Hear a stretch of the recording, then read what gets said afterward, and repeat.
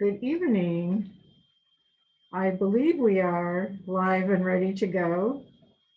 And we apologize for the delay this evening. We were in the queue awaiting the end of a school committee meeting, and they have wrapped up, and I'll get to that in just a moment. But it did take a little longer than hoped. And we are now ready to go with great pleasure. My name is Gina Kahn, and I am the director of the Hampden-Wilbraham Partners for Youth Coalition. And it is indeed my pleasure to welcome you tonight on behalf of the coalition as we present this important program focused on the issue of teen vaping and e-cigarette use. As we get our program underway, I would like to share a special note of thanks to our Hampden-Wilbraham School District School Committee, who agreed to rearrange their schedule tonight. And as you can imagine, with the amount of business that they had to address, it was with some challenge in order to facilitate as much participation in this program as possible. We are grateful to them not only for their level of support, but to their dedication to the health and safety of our students, our schools, and our community. They demonstrate the true power of partnership, which, as you will see on our next slide, is what the coalition is all about. So as we get underway, just a few words about the coalition and who we are.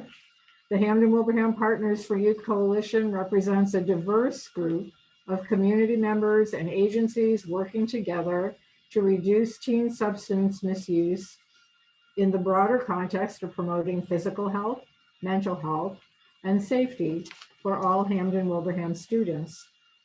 We strive for a coordinated, comprehensive, collaborative, and sustainable plan of evidence-based activities and services to prevent and reduce youth substance use and promote healthy childhood development.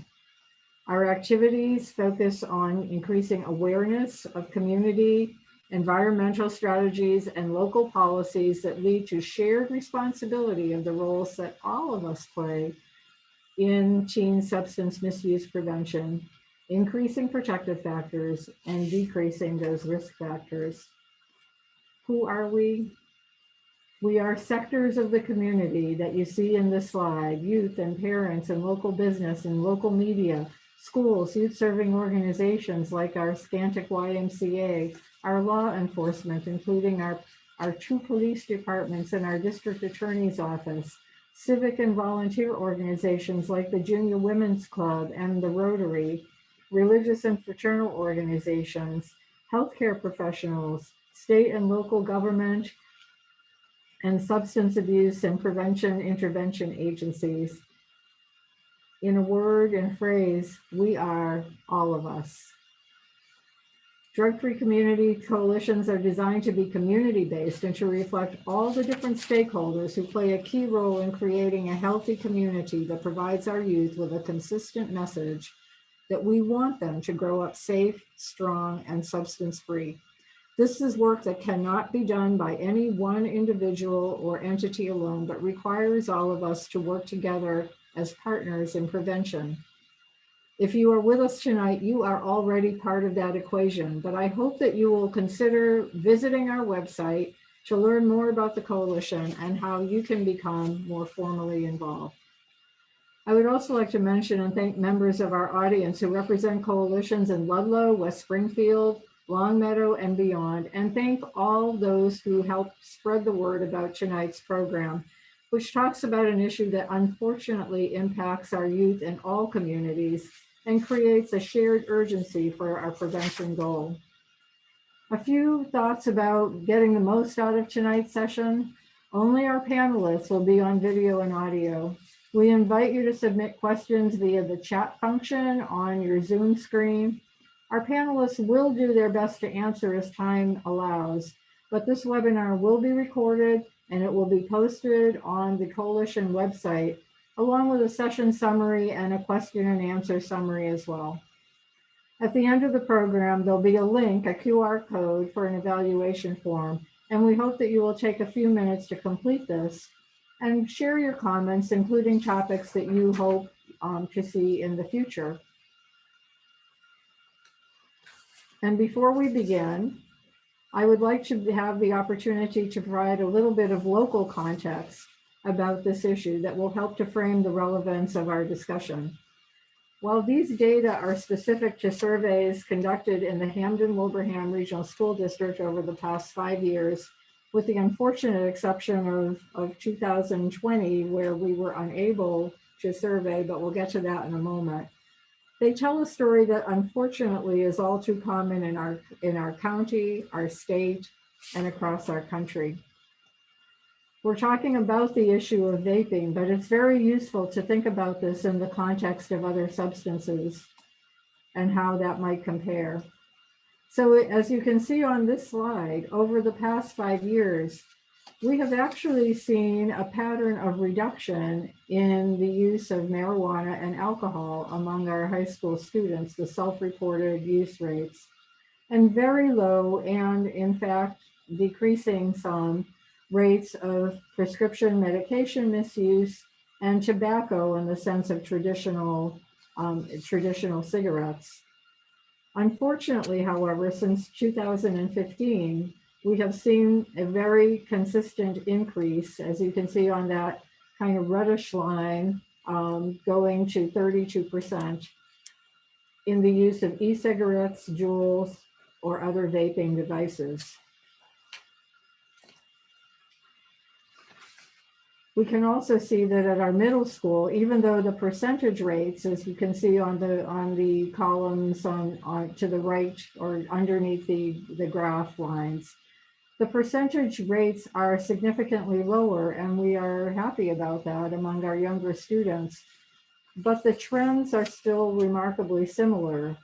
And if you look at this trajectory, you also see the unfortunate comparison to the point in which we saw a great deal more advertising and popularity concerning the use of JUULs. This slide shows just the e-cigarette and vaping trajectory on its own so that you can look at it without those additional lines. And looking at the e-cigarette measures, we can see the trajectory more clearly. And we again see that bump in 2018. But there's another issue. Based on our survey results, we estimate in 2019 that about 1/3, 32%, of our high school students had vaped in the past 30 days. But if you look at the bar graph behind the red line, since 2017, our youth's perception of vaping among their peers has continued to increase. And in 2019, 90% of high school students surveyed believed that kids their age vape, despite the fact that the actual level of kids reporting the use of vaping products was 32%. While the prevalence issue is certainly of concern, the fact that so many of our students believe that this is typical behavior creates a prevention challenge that we are going to talk a little bit more tonight. And with that, it's time to get down to business. With that context in mind, it's my pleasure to welcome and turn the microphone over to Marcella Bianco. Marcella has over 12 years of experience working in tobacco prevention and control. Her career in tobacco prevention began in 2005 when she worked for the state of Florida's Youth Tobacco Prevention Education as the South Florida Field Director. Marcella oversaw 13 South Florida counties to ensure requirements were met to pass an amendment to restore funding for youth tobacco prevention, including the Students Working Against Tobacco, a movement mobilizing youth to stand up and fight against the tobacco industry. In 2015, she became the Tobacco Prevention Program Director for the state of Tennessee, where she and her family now reside, and now is Program Director for the Catch My Breath Youth E-Cigarette Prevention Program. She is responsible for managing and disseminating the Catch My Breath program in states across the nation, as well as bringing educational programs such as this one to increase community awareness. And with that, we are so pleased to welcome Marcella as our keynote speaker. Marcella, are you ready for me to unshare? Are you ready to share your screen? I'm ready to roll. Ready to roll. Thank you so much, Gina. I appreciate it. So as we go with technology. We're not hearing you, Marcella. What's that? Can you hear me? I'm unmuted. Thumbs up if you can hear me. No?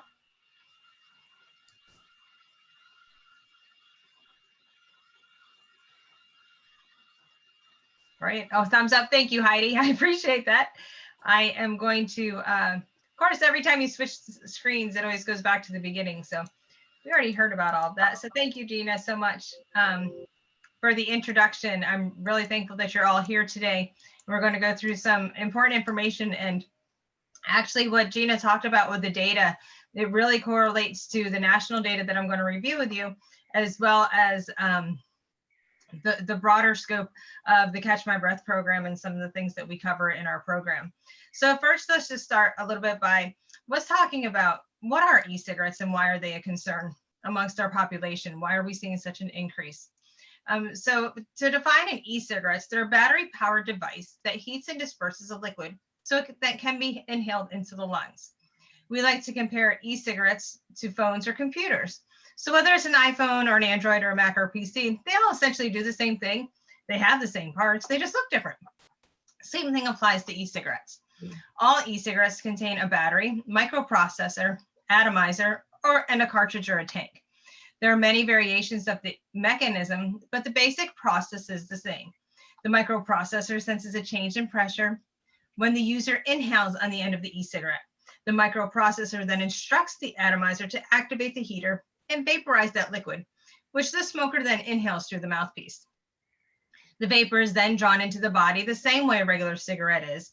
And vapor, as we know, if you like to think about it, it's defined as a substance diffused or suspended in the air. But if we think about the water boiling in a pot of tea kettle, and you see the steam that comes up, the vapor that comes up inside of that. And that's what a lot of people believe comes out of an e-cigarette, but it's really an aerosolized vapor. So an aerosolized vapor is a substance enclosed under pressure and able to release by a fine spray.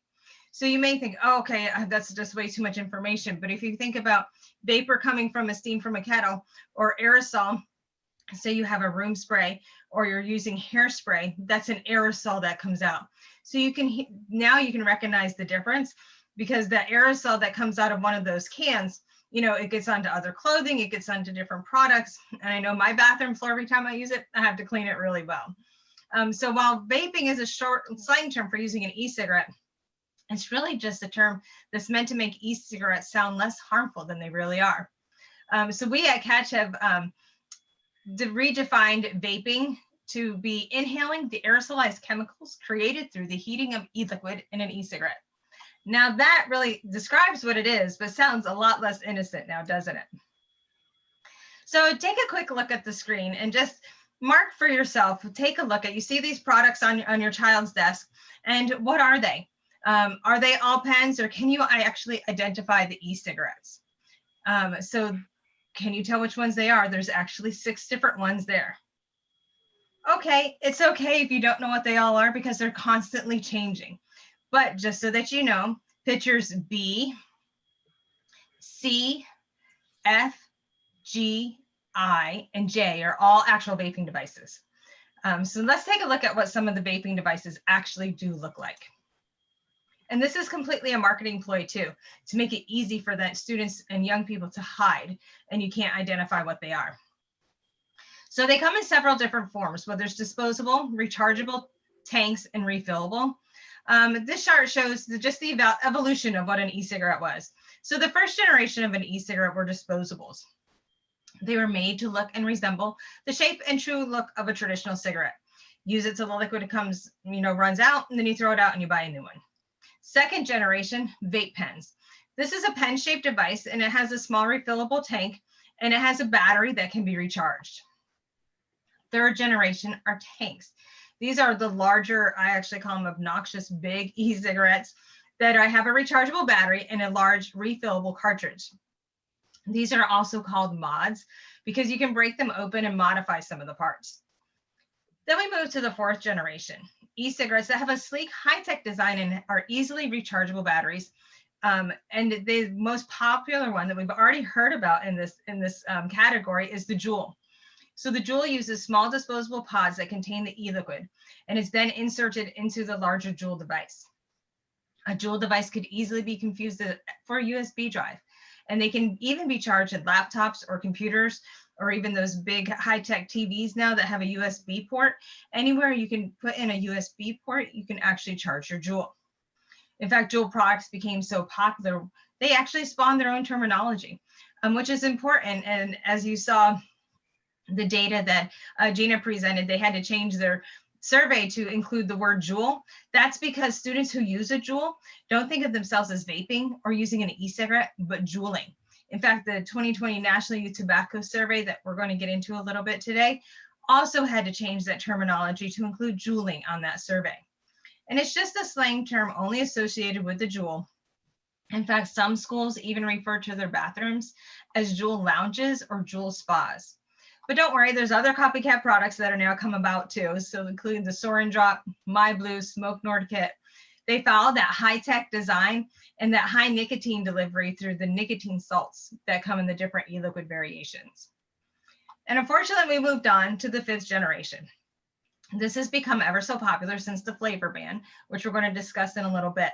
It's a new sleek design of disposable e-cigarettes that are really on the rise in popularity, still come in many different flavors, most often have a high nicotine concentration, and are currently not part of the flavor ban. So the National Youth Tobacco Survey, which is administered by the CDC every year, about 20,000 students grades 6 through 12, and they're surveyed in regards to their use of tobacco. This year, I was excited. I was afraid that it wasn't going to be administered. We weren't going to get data, but it actually happened before the national shutdown of the pandemic between January and March of this year. So it just goes to show that pre-filled pods, which was the JUUL, are the most commonly used e-cigarette device among high school and middle school students. And then the variations vary off of that. But regardless of the generation or the brand, a vape pen, a JUUL, mod, pod, disposable, etc., all are variations of e-cigarettes and all come with similar health and social consequences. Now let's talk about flavors. So there are more than 8,000 different flavors of e-juice, and e-juice is just a slang term for e-liquid in the e-cigarette. So you'll hear me interchange both of those. And most often than not, does contain nicotine and other flavoring chemicals. The use of flavors to mask the harshness of tobacco is a seductive and deceptive marketing tactic that has been used by the tobacco industry for decades, including products like menthol cigarettes and fruit-flavored cigars. But e-cigarette vapor lacks that harsh burn of those traditional cigarettes or cigars, making that first puff that much friendlier on the palate, and thus really easy for kids to pick up that habit. In fact, according to the Journal of the American Medical Association, 81% of kids who ever used tobacco products started with a flavored tobacco product. This the trend continues to show proven true, because on the 2020 National Youth Tobacco Survey, among all current e-cigarette users, almost 83% used flavored e-cigarettes. That's almost 85% of high school students and 74% of middle school students. The most popular flavor for both middle and high school was fruit.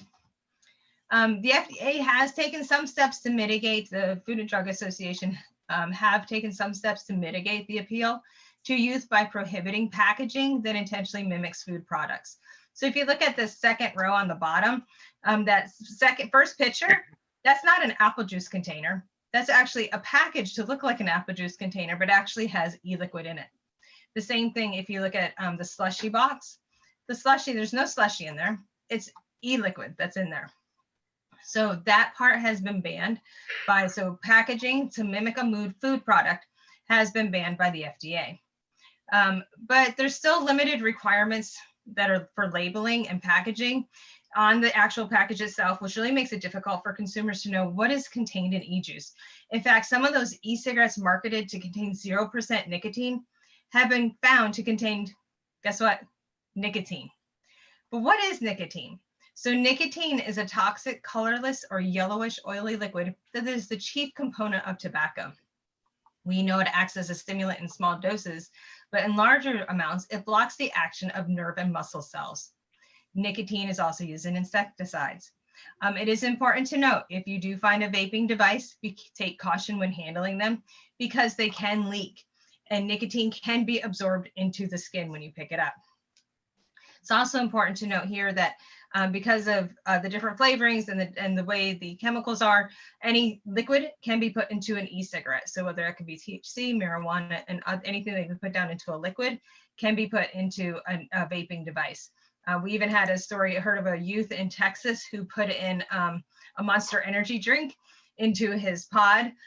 He's okay, but he needed medical attention. So believe it or not, the industry has come up with some vaping accessories as well, really to make it more fashionable. They've created cases for their phones, trended hand-knitted vape sweaters on the bottom right. And then there's also JUUL wraps or skins, which is pictured by the Marvel comics.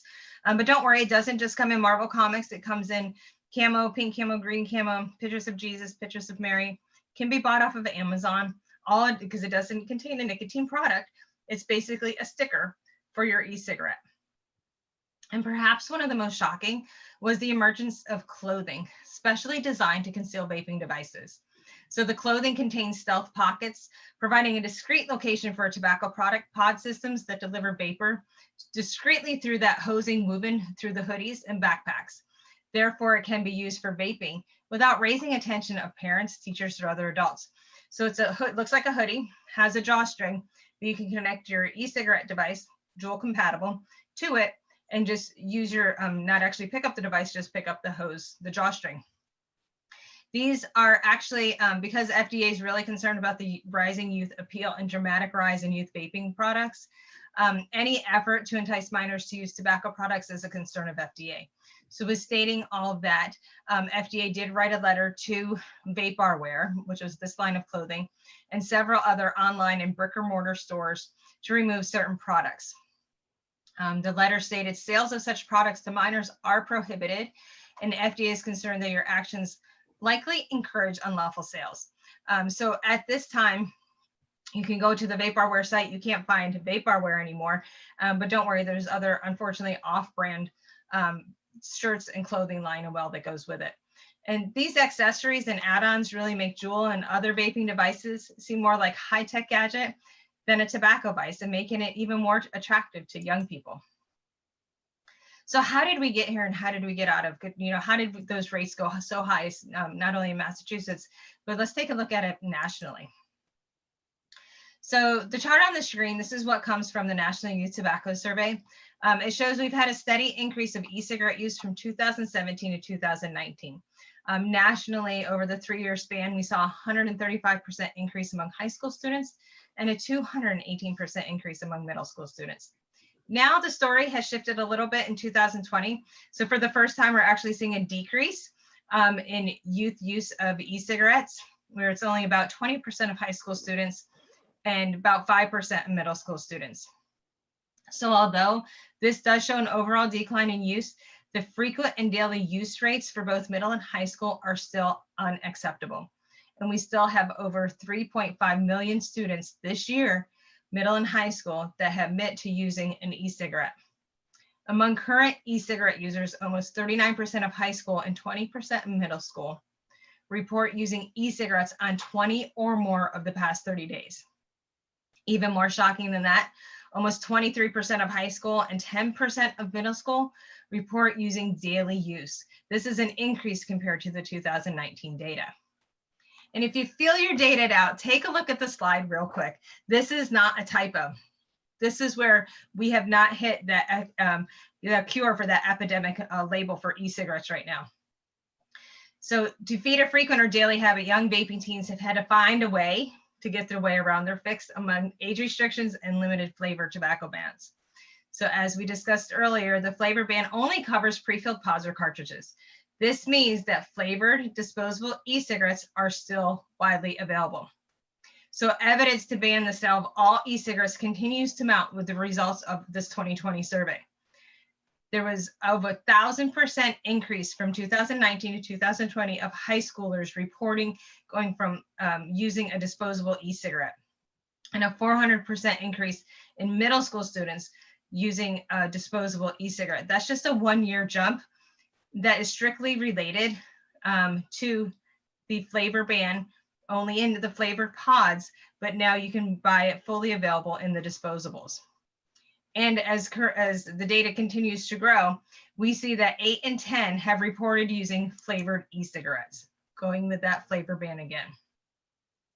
And here's another statistic that really scares all of us in public health and health, especially with our youth, that despite the decrease in youth using traditional cigarettes, data from the survey actually show an overall increase in tobacco use. There's a study by the University of Pittsburgh that found 48% of those who used e-cigarettes at baseline began smoking cigarettes within 18 months.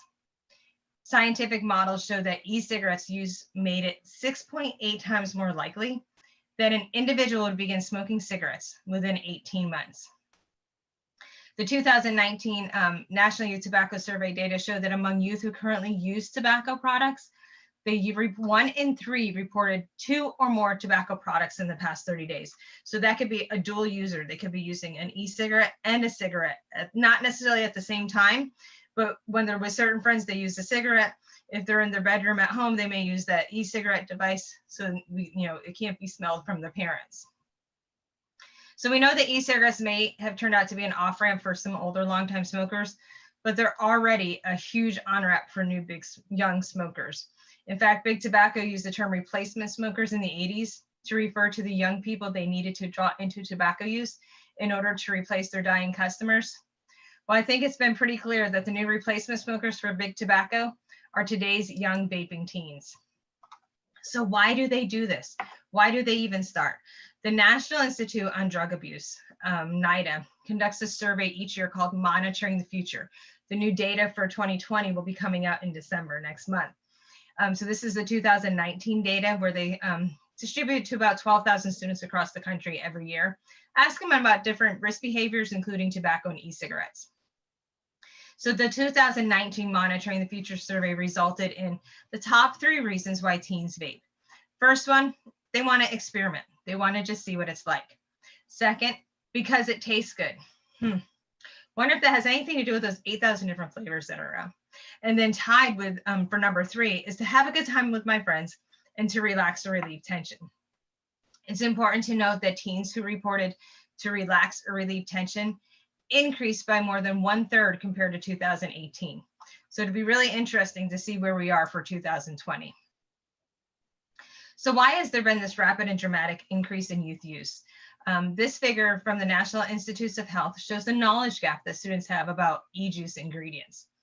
And so not only do we see that almost 14% don't know what's in their e-cigarettes, but 66% believe it's just flavoring. And as we've learned, there's many different chemicals in e-cigarette vapor. More often than not, there is nicotine.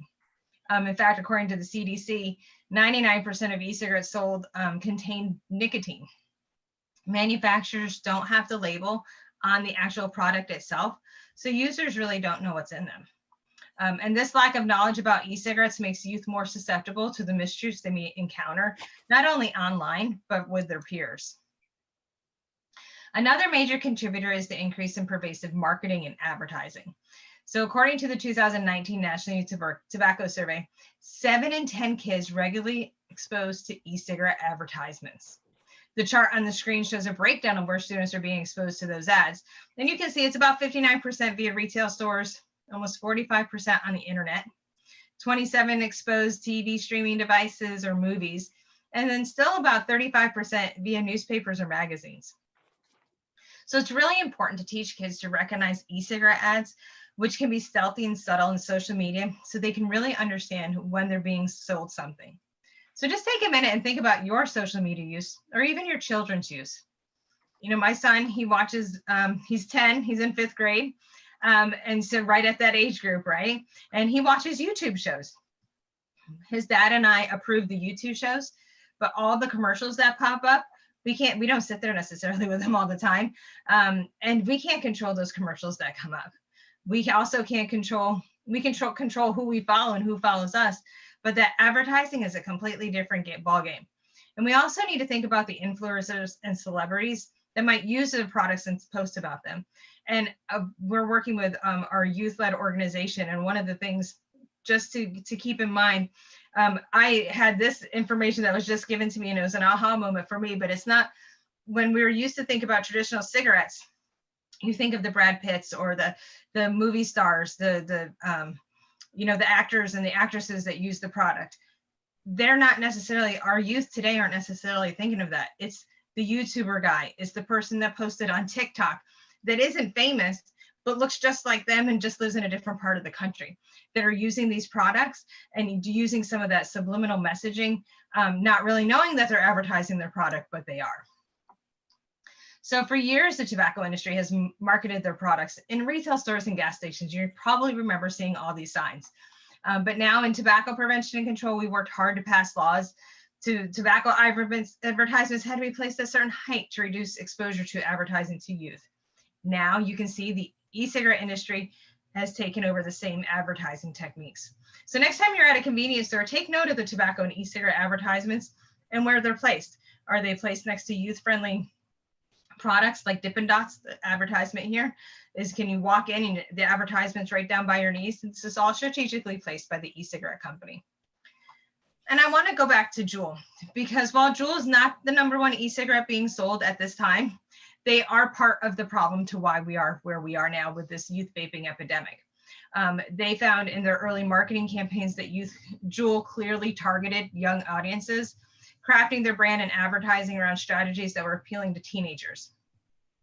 In fact, a tobacco advertising expert found that JUUL ads are filled with attractive young models socializing and flirtatiously sharing the flash-shaped drive-like device and displaying behavior like dancing to club-like music and clothing styles, more characteristics of teens than mature adults. They also did vaping, so using strong social media presence by using hashtags and peer-to-peer promotion through activities like JUUL challenges, which were just stunts or activities devised by social media influencers that encourage people to take and post pictures of videos doing various things with their JUUL. And you can see here that from 2017 to 2019, the extreme increase in JUUL products, that is exactly an overlay of where Gina's presentation showed us with the increase of youth usage of tobacco products. Take a look at this advertising. So similar to the activity we did in the beginning, spot the vape. Is that really, on the first one, is that really, is it a vape or is it just an eyeliner? Take a look at your daughter's makeup and see what she actually has in there. And in addition to appealing to youth, one of the newest and most disturbing marketing tactics is exploiting the COVID-19 pandemic. So some e-cigarette companies are now offering free masks with their purchase. And one of the e-cigarette companies offered, they claimed a bitty stick a day keeps the pulmonologist away, anytime that they can actually go and promote their products. So let's take a look at, some of the effects that we know about vaping. The short-term effects can have long-term consequences. Addiction. We are all born with a potential for addiction, and it can manifest in different ways. So whether it's alcohol, nicotine, social media, exercise, caffeine, chocolate. Nicotine is the chief component of e-cigarettes, and that's the unhealthy part of it. Why? Because using nicotine in adolescence can harm the parts of the brain that control attention, learning, mood, and impulse control. So to understand how this works, we need to go over a little biology. Each time a new memory is created or a new skill is learned, a stronger connections or synapses are built between brain cells. Young people's brains build synapses faster than adult brains. The nicotine changes the way these synapses are formed, interfering with that brain's sensitive pleasure and rewards feedback loop. So because of this, nicotine in adolescence may also increase risk for future addiction to other drugs. It's important to note that JUUL was recently the leader in the vaping market with 5% high concentration of nicotine in one pod. So what does that mean? The amount of nicotine in a single JUUL pod in some disposable e-cigarettes is equal to the amount of an entire pack of cigarettes. I did not misspeak. Some JUUL pods, all JUUL pods and some disposable e-cigarettes contain as much nicotine as a whole pack of cigarettes. So if a child is going through 1 or 2 disposable a day or 1 or 2 pods a day, that could be equal to a 2-pack a day smoker. So we know now is the time to prevent youth from ever picking up this habit. The vapor produced and inhaled when using an e-cigarette, including JUUL and disposables, is not harmless. In fact, it can often contain many harmful ingredients. While e-cigarette vapor generally contains fewer harmful chemicals than smoke burned from tobacco, let's just keep in mind the difference between less harm and harmless. So jumping out of a 3rd-story window will cause less harm than jumping out of the 10th floor, but neither one is harmless. E-liquid is heated and becomes inhaled as the vapor. This is the same with JUUL devices and disposables. The e-juice may contain cancer-causing chemicals, heavy metals such as nickel, tin, and lead, and always contains that addictive tobacco-derived compound of nicotine. So the aerosolized vapor that consists of liquid particles and gaseous chemicals, some of the ingredients in e-cigarette aerosol can be physically harmful to the lungs in the long term. For example, some e-cigarette flavorings may have been found to deem safe to eat, but not to inhale. So some e-cigarettes, again, that have been marketed to contain 0 nicotine have contained a lot of nicotine. So the Guinea Pig Generation. Before COVID-19, you may have heard of concern over vaping associated lung illness. This happened in April of 2019, where FDA issued a statement stating that we have reports indicating that some people who use e-cigarettes, especially youth and young adults, are experiencing seizures following their use. They believe that it was associated with vitamin E acetate, but they also stated there are many different substances and product sources that are being investigated, so there may be more than one root cause. And you can see the statistics on the screen. The important thing to ask is, can this happen again? What other risks are there, and can this happen again? Since we know very little about the long-term effects of e-cigarette use, and since there are so many different manufacturers of e-liquid, yes, this can happen again, and we don't know the long-term effects. Unfortunately, this generation of kids have become the guinea pig generation. Now I want to talk a little bit about vaping, lung health, and infectious disease, especially as we're aligned with the COVID-19 pandemic. So what does vaping have to do with COVID-19? You may or may not have heard of any of this. COVID-19 pandemic was not caused by vaping.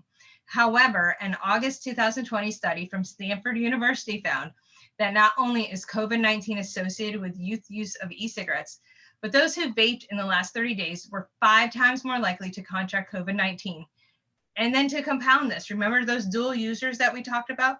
The 1 in 3 students that reported using 2 or more tobacco products? Dual users of both cigarettes and e-cigarettes are 7 times more likely to contract COVID-19. Additionally, vaping and smoking make diseases like COVID-19 worse in 2 ways. First, it can speed up the spread of disease, meaning more people can get infected more quickly.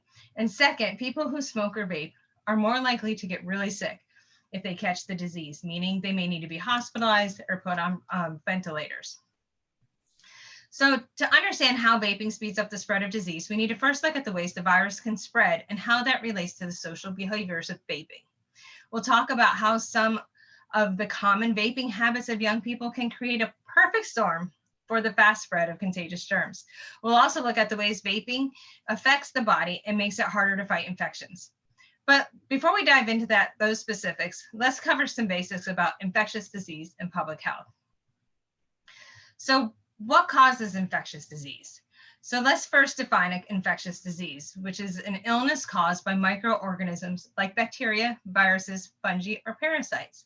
So the answer to our question is right there in the definitions, microorganisms. Another common word for that is just germs.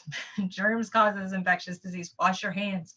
The disease COVID-19 is caused by a germ called severe acute respiratory syndrome, coronavirus 2, or simply the coronavirus.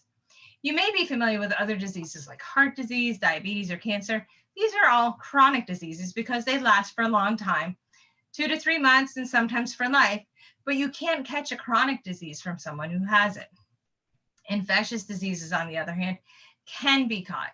Some infectious germs like the flu, coronavirus can pass from person to person through saliva droplets and coughing.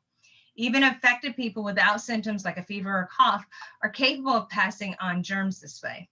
Infectious diseases can also be caught by touching surfaces contaminated with germs. Remember when you'd all bring home your grocery products and you wiped everything down? So an infected person can cough into their hand and then grab a door handle. The next several people who touch the door handle may have a chance of picking up those germs and becoming sick themselves. We know that the virus, the coronavirus especially, can survive for days on certain surfaces. So now that we understand what infectious disease is a little bit better, let's put together some of the facts we've learned to see if we can make any connections between COVID-19 and vaping. Fact: it's possible to spread coronavirus for days or weeks before experiencing any symptoms or without ever experiencing symptoms. Fact: the coronavirus is spread from person to person by coming into contact with droplets of saliva or discharge from the nose or mouth of an infected person.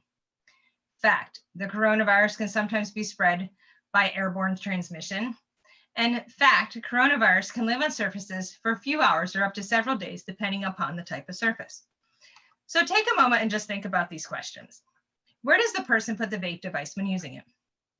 In their mouth. What gets on things that we put in our mouths? Saliva and germs. Once someone puts a vape in their mouth, what do they do next? They breathe in the aerosol into their lungs and exhale the aerosol to the environment. Do you think people who typically disinfect their vape between each use? I've never seen that happen, so no, not likely. So what could happen if multiple people share a single vape device? A single infected person may get germs on the vape device and pass germs on to everyone else who uses the device, even if the infected person used it days ago. It isn't far-fetched to assume that the coronavirus can be transmitted between people who share e-cigarette devices and in turn pass them to other people in the community, including people who don't vape at all. This is how a common social behavior of vaping, sharing devices, could speed up the spread of germs and diseases. So now that we've looked at the social behaviors of vaping, let's explore how vaping affects overall lung health. COVID-19 is a respiratory illness, meaning it affects the lungs. Symptoms of COVID-19 range from mild, including cough, fever, and shortness of breath, to severe or emergency symptoms. As with any respiratory illness, overall lung health at the time of the coronavirus infection is a very important factor that may determine how well the body is able to fight off the illness.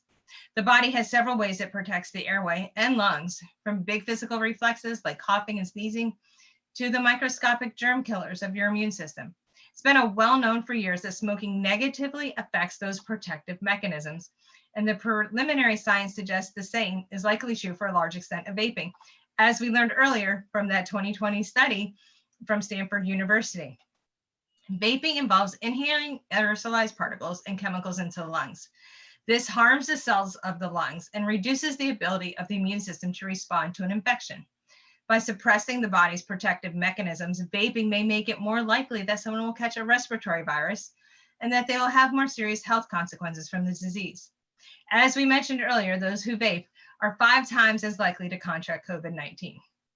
It's been shown that smoking increases the risk of catching the flu and the likelihood of requiring hospitalization. So now that we've learned so much information, what can be done? So in regards to infectious disease, there are many prevention measures we can do to try to limit the likelihood of catching infectious diseases, including like hand washing, disinfecting surfaces regularly, and social distancing. Each of these prevention steps helps slow the spread of disease by reducing the chances of exposure. But some number of people, sometimes perhaps a very large number of people in the case of the coronavirus, may still end up being exposed to a given germ. So in addition to prevention measures that reduce our chances of exposure, it's important to take prevention measures that increase our odds of successfully fighting off that infection. An important prevention measure we hope to have outlined clearly in this presentation is the need either to stop vaping or do not vape at all. Choosing this moment in time to become tobacco and vape free could literally be a life and death decision. On the screen, there are a few resources that are there and available to help, and then you can also contact Gina and her team at the local level. So here are some signs, now that we learned a lot about vaping, here are some signs to look for that to see if your teen may be vaping. Behavior changes. If your child's going to be very calm and cool and collected and easygoing, but now they're irritable, they have a lot of anxiety, have mood changes, and lack of impulse control. Is it the teenage years? Have they been cooped up too long? Is it too much video games like sometimes my son shows me? Or are they addicted to nicotine? Are they using a vaping product? If they have difficulty concentrating, we know that nicotine affects the cognitive and performance and impairment, leading to poor grades. It affects the brain and how it functions. So that student who's vaping may not be thinking about what that math teacher's talking about, but where can I go get my next vape? A change in eating patterns. Sometimes it leads to weight loss or weight gain. Mouth sores and dry mouth are some symptoms because of the vape that is being inhaled and the chemicals in the product. Unexplained nosebleeds. If all of a sudden your teen or your young person has an interest in burning scented candles or incense in the room, do they really love pumpkin spice latte or peppermint mocha? Or are they just trying to hide the flavor, the smell from their vape device? Also, sudden use of perfume or cologne. Are they really just all of a sudden taking care of their personal hygiene? Or are they trying to cover up that vape smell that they have? So how to talk to your kids. So before you start the conversation, know the facts. And you've already done this by attending this presentation. A key point when you do start the conversation, never start out with "we need to talk." I don't like to hear that. I'm sure you don't like to hear that, because as soon as I hear that, whether it's from my boss, my coworker, my husband, what did I do wrong now? But instead, bring up a recent event or story about vaping. A year ago, there was a teenager of 17 who was the first teenager to die from vaping-related complications. It's bringing up a news article or something like that as a safe way to start the conversation without accusing your child of vaping.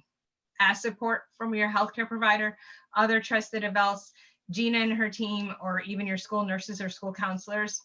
Answer their questions. And if you don't know, just say, "That's a great question, and let me find out for you." Remember, this isn't a one and done conversation. Remind and repeat. They may be able to offer to say, if they're offered at a bathroom at school, an e-cigarette, they may be able to say no. But if they're at a party with their friends, they may not be able to say no so easily. And of course, there are some more resources to quit as well.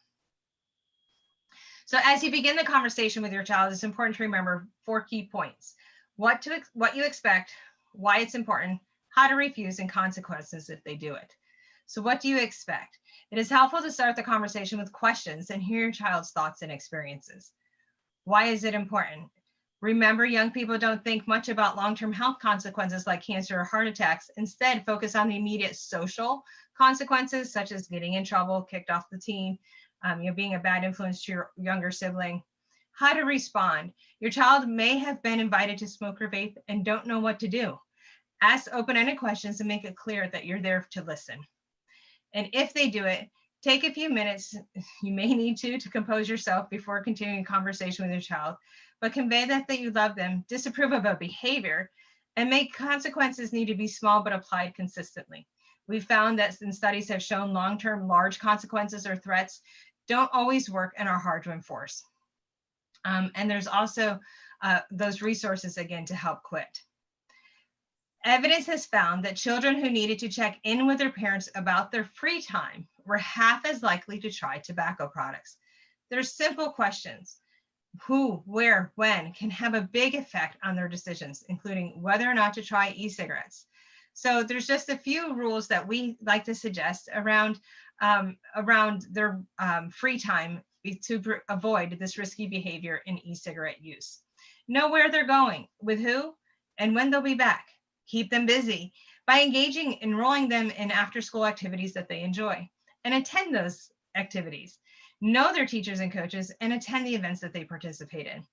Make connections with their friends' parents, know who their parents are, and then set rules regarding adult supervision and curfews. Checking in with your child decreases opportunities to make risky choices about tobacco products and alerts you to possible problems. There's a whole plethora of resources on the catchmybreath.org website. So what else can be done? We've talked about the flavor ban. We've learned some signs about your child's vaping. So what else can be done? What bigger, if you want to take a bigger step? Well, one of the things that needs to happen, we know that there's a limited flavor ban that only includes pre-filled pods. We learned today that the disposable e-cigarette industry still comes in many different flavored devices. That is something that you can actually help take action of and promote banning all flavored e-cigarette devices. Continued support is still needed to restrict youth access to nicotine products. We know that in 2019, the president signed legislation to raise the minimum age of sale to tobacco from 18 to 21. This is huge because it cuts off youth access to tobacco products through older friends. So hopefully that 18-year-old, they can no longer buy e-cigarettes anymore, and is not sharing it with the 16-year-old in school. So let's show you some ways to get involved to reduce youth access to nicotine products through education, prevention, and policy change.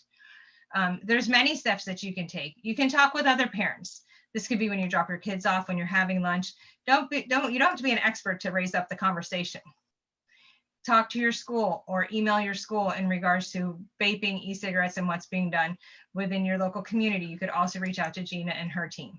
Then if you want to get connected on a policy level, we suggest that you reach out to PAVE, Parents Against Vaping E-Cigarettes, or the Campaign for Tobacco-Free Kids. Then I'm just going to quickly, because I know it's running out of time. We started late, but I'm going to wrap up because I know there's some others. And we can share out more information in regards to this, but it's the Catch My Breath Vaping Prevention Program, designed and developed by Steve Kelder from the University of Texas School of Public Health. It is the first and only evidence-based program for 5th through 12th grade on vaping. We have reached over 2,500, or over 1 million students, and are in over 2,500 schools. And yes, Massachusetts is the 3rd largest state to implement the Catch My Breath program, and we are in all 50 states. Our outcomes shows almost a 50% reduction in youth use if it's implemented in the classroom. We've had positive feedback with the program. And I know I kind of wrapped out quick at the end, but I'm going to stop sharing my screen and send it back over to you, Gina. And please feel free to send me any questions you might have, and I'd be more than happy to help. Gina, I sent it your way. Marcella, thank you so much. And I truly appreciate the context for understanding why this is such a huge issue, and also how well that syncs up with our own concerns in terms of our own local data. I do want to get very quickly to some additional components of our program tonight. And it is my pleasure to introduce the school perspective. I'm just going to tell you the truth. We're going to go a little bit over because I really do not want to cut this off. So please hang in with us. We will be we will be recording this presentation for later broadcasts, but I hope that you will hang in for a few more minutes, because we really do want to hear from the school perspective. What does this look like in our schools? And I am so pleased to welcome Keel Williams, Minnetonka Regional High School President of the class of 2022. And Keel, will you tell us a little bit more about yourself? Yes, hello. Can you guys hear me first of all? Yep.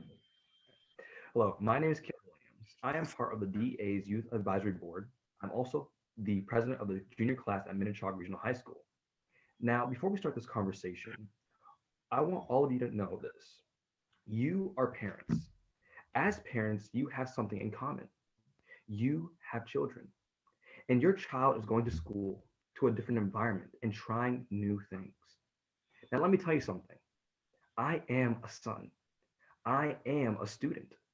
And maybe my perspective and point of view on how vaping, JUULs, and e-cigarettes can impact young teens, and how you can use that information to better understand what your child is going through. Yeah. Thank you, Keel. Keel, I am wondering if you could share with us your thoughts relative to how do you think the COVID issue has impacted students' either use or perceptions of vaping? Is mental health a factor, especially now because of the pandemic, as to why young teens are using vapes?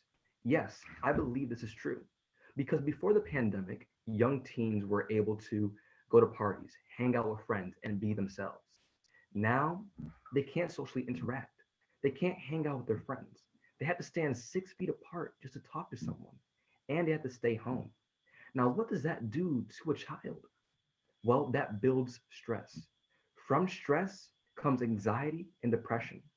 Now these young teens have their phones, their laptops, the TVs, and they see these drug companies marketing their products to them. And these young teens are attracted to it because one, these drug companies are showing that these these vapes have many kinds of flavors, from donuts to coffee.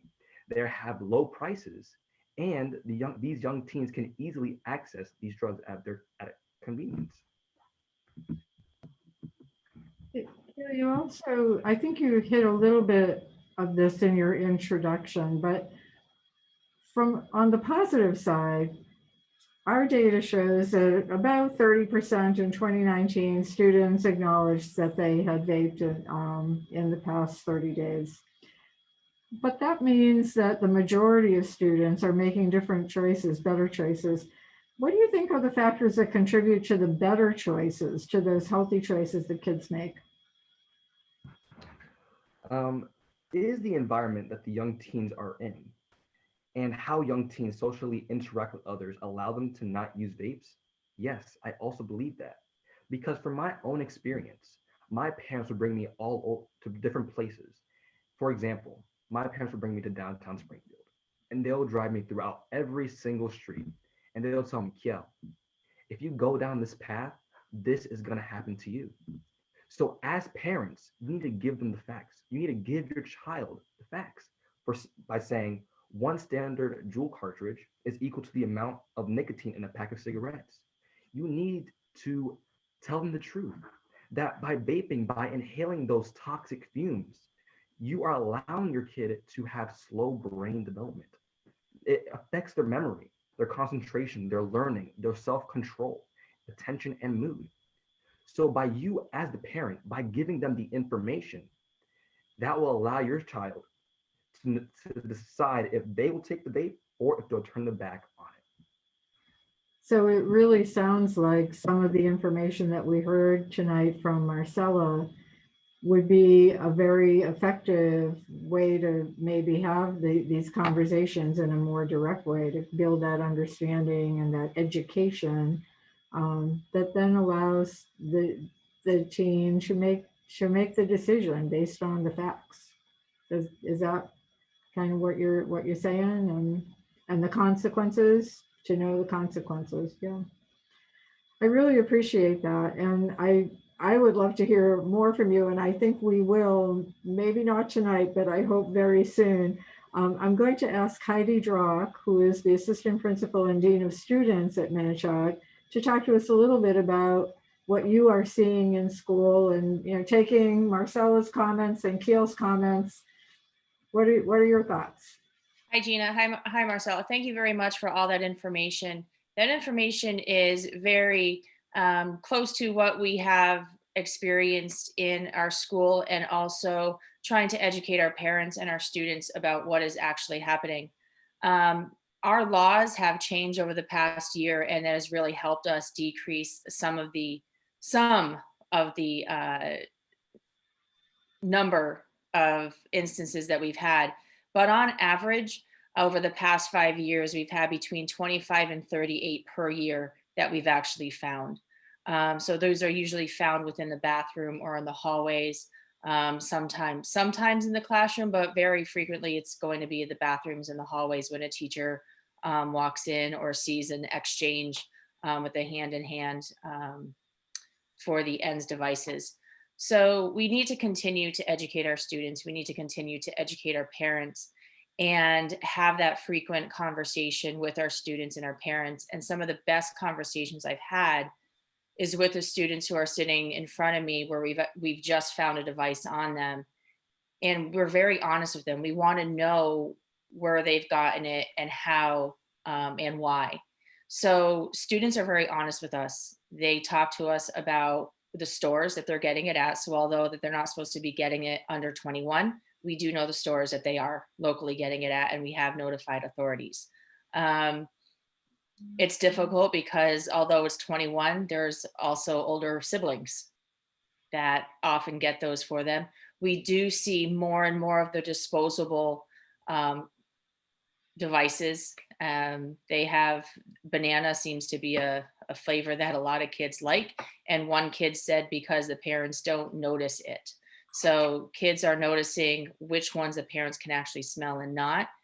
I also think that we as a school district, we try to give out as much information to our parents as possible. Whenever we find a device, we send the package that the coalition gives us.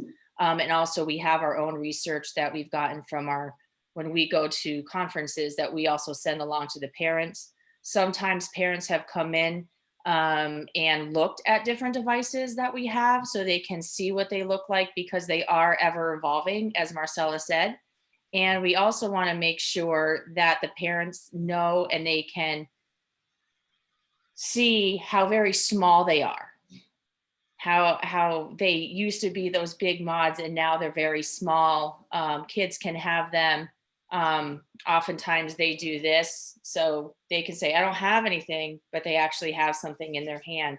So we're trying to educate parents. We're trying to make sure that they feel that they have the information. It's just we're trying to keep up with the information as it goes. Right. And it is changing. I was really impressed with some of the information that Marcella brought us tonight. It was last spring that we did a program at the Wilbraham Middle School. And since then, even since then, the information and the look of the devices has changed.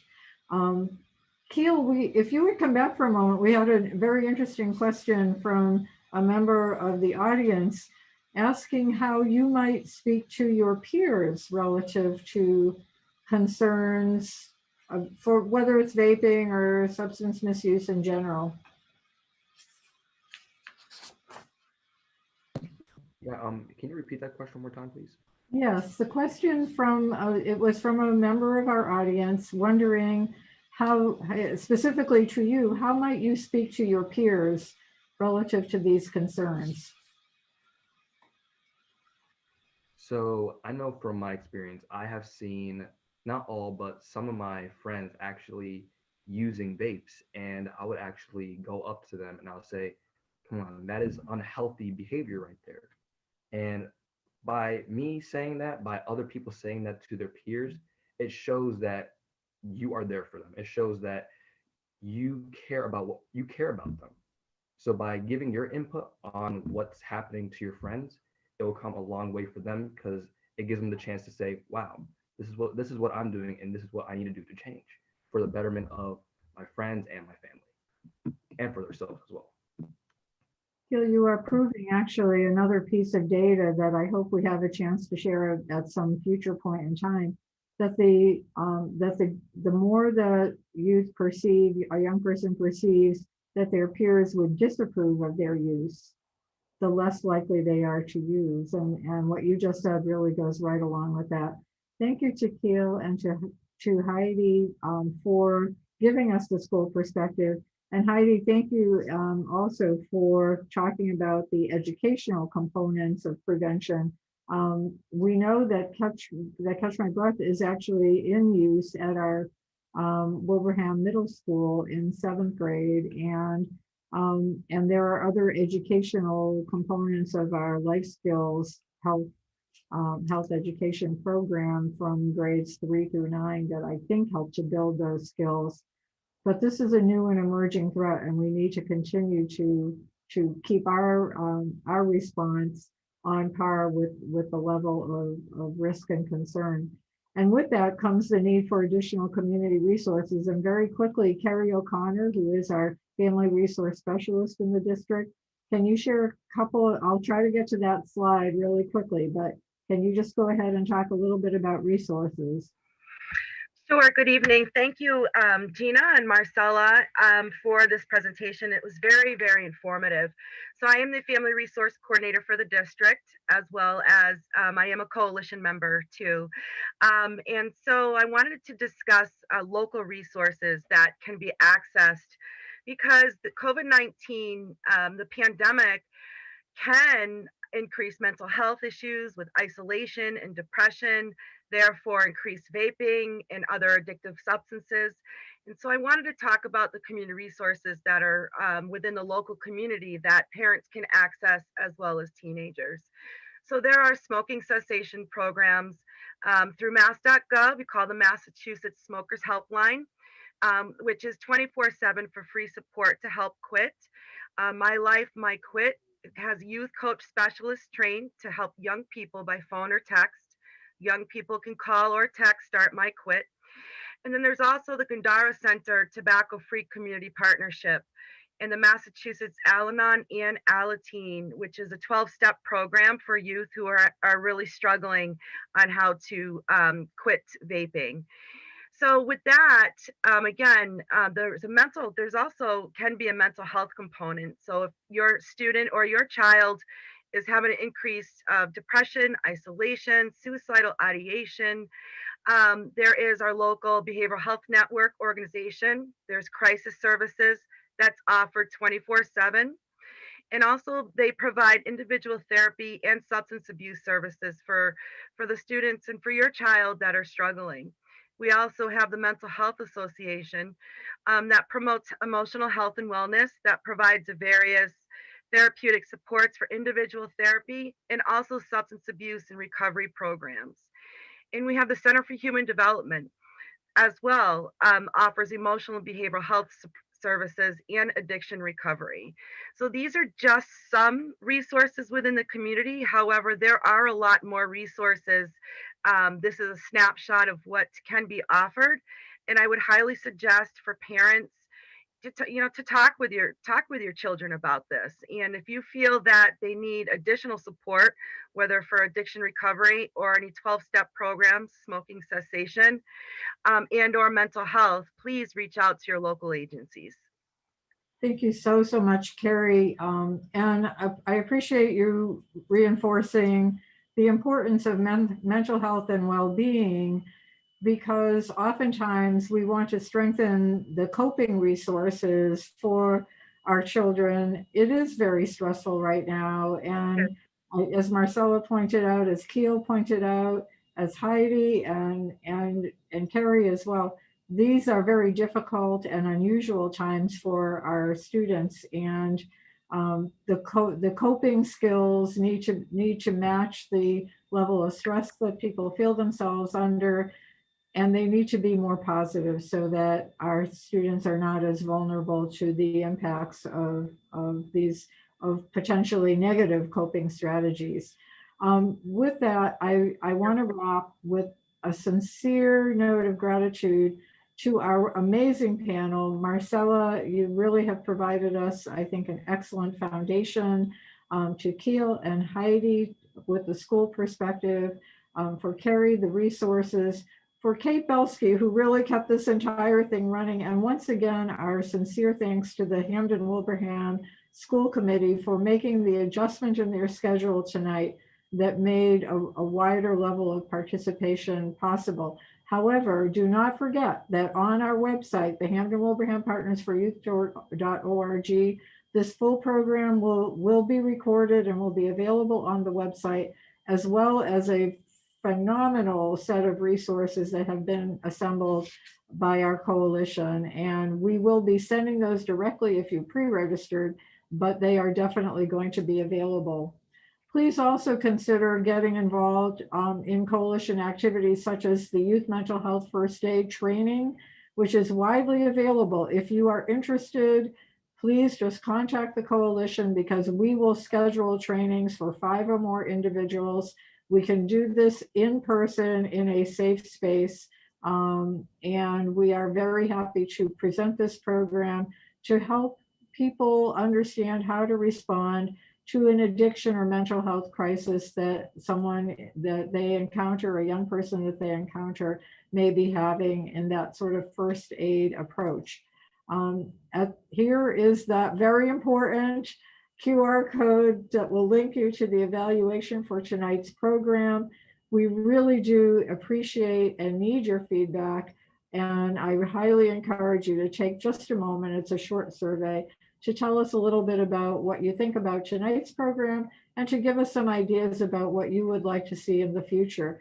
We look forward to continuing to present informative programs to the community again, all focused on our collective desire to keep our kids safe and healthy. We appreciate your time tonight. I wish you all a very safe